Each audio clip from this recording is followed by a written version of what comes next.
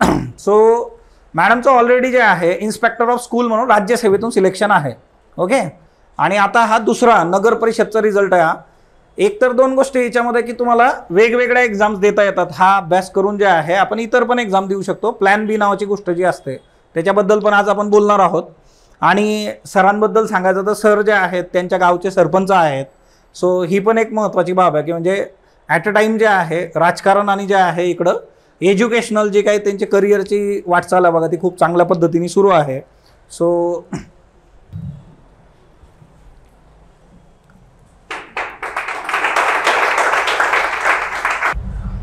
नमस्कार, माझं नाव रोहिणी तुळशीदास सोळुंके.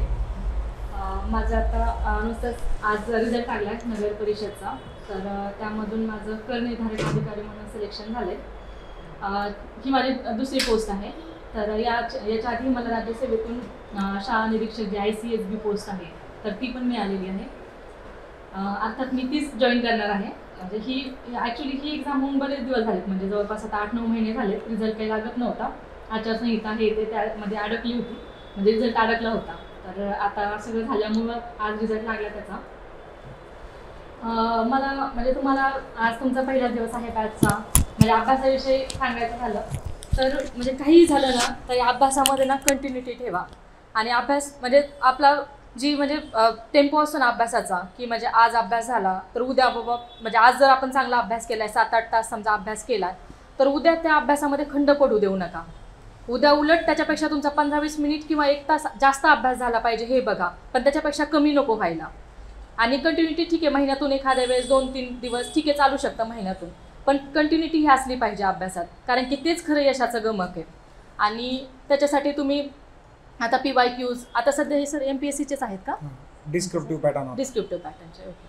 तर मग अभ्यास करताना मग टेस्ट सिरीज असतील किंवा म्हणजे रिव्हिजन ह्या त्या गोष्टी आहेत. त्याच्यासाठी टेस्ट सिरीजसाठी तर तुम्हाला स्पॉटलाईटचा आहेच. म्हणजे खूप चांगला एक प्लॅटफॉर्म आहे इथे. आणि अभ्यास करतानाही म्हणजे स्वतःवर विश्वास ठेवा. अभ्यासाचा जो काही आपला म्हणजे समजा पूर्ण सिलेबस आहे, सगळे बुक्स आहेत तर त्याचे व्यवस्थित म्हणजे कसं करायचं काय करायचं त्याचं जे प्लॅनिंग आहे ते तुमच्याकडे तयार असलं पाहिजे. आणि सगळ्यात महत्त्वाचं म्हणजे संयम. आता 2025ला तुम्ही पहिला अटेम्प्ट देणार असताल तुमचा. तर ह्याच्यामध्ये असं समजू नका की म्हणजे असे पण आहेत खूप जास्त उदाहरणं. म्हणजे खूप जास्त उदाहरणं नाही आहेत म्हणजे दुर्मिळ आहेत की ज्याच्यामध्ये आपल्याला असं दिसतं की बाबा पहिलाच अटेम्प्ट आहे आणि पोस्ट काढली. तर तुम्हाला तसे मुलं म्हणजे समजा मी तुम्हाला सांगते की 500मधून 1000मधून एखादं म्हणजे समजा दिसू शकतं की पहिलाच अटेम्प्ट आहे आणि पोस्ट काढली. पण इथं संयम महत्त्वाचा आहे. तुम्ही म्हणजे आता माझं पण म्हणजे 2015ला ग्रॅज्युएशन झालेलं आहे. मी तयारी करत होते, जॉब करून अभ्यास केला. पण ह्याच्यामध्ये मी पण म्हणजे समजा रिझल्टची खूप वाट पाहायची. असं वाटायचं किती दिवस करायचं हे, कधी रिझल्ट येईल. तर माझ्या आईला मी फोन केला आज आणि सांगितलं की माझा अजून एक रिझल्ट आला. तर आई म्हणते की आधी तरी यायला पाहिजे होतं म्हणे, इतक्या उशिरा कुठं रिझल्ट असतो का म्हणे.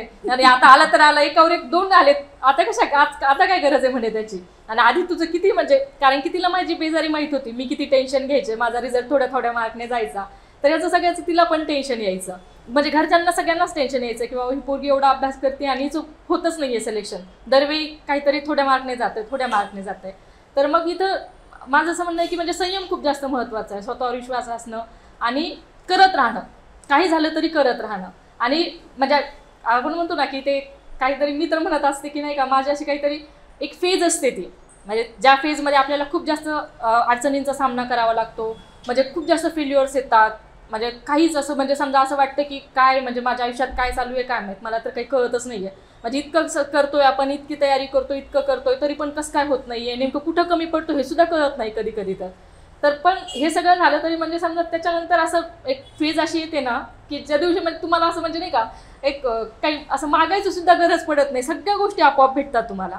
आणि माझंही तसंच झालं. सिलेक्शन झालं, आमचं लग्न झालं, त्याच्यानंतर पुन्हा दुसरी पोस्ट आली. म्हणजे एक आता म्हणजे ती माझी फेज संपून गेली. ही सरांच्या पायगुणाने आलेली पोस्ट ते आहे. आणि या सगळ्यांमध्ये म्हणजे सरांचा पण खूप वाटा आहे. म्हणजे आम्ही दोघं जण अभ्यास करायचो ह्याच्यामध्ये नाही का. त्यांचं खूप असायचं की रोहिणी तू मुलगी आहेस म्हणजे तुझं सिलेक्शन लवकर होण्याचे खूप जास्त चान्सेस आहेत. आणि सगळी तयारी असेल म्हणजे राज्यसेवेची तयारी पण त्याच्यामध्ये इंटरव्ह्यूच्या तयारीला इतकं म्हणजे समजा आम्ही दररोज ते माझं डिस्कशन घ्यायचे, प्रश्न विचारणं, मी उत्तरं सांगणं, ह्याचं उत्तर असं तयार कर, त्याचं उत्तर तसं तयार कर. म्हणजे ही सगळी तयारी आम्ही सोबतच केलेली आहे. आणि आता सरांचं पण सध्या 24ची तयारी खूप चांगली जोरात चालू आहे. अजून एकदा तुम्हाला मार्गदर्शन करायला पुन्हा एकदा येऊ आम्ही इथं. आणि आज स्पॉटलाईट अकॅडमीने इथं माझा कौतुक केलं, त्याबद्दल खूप आभार त्यांचे, मॅडमचे आणि सरांचे दोघांचेही. आणि थँक्यू.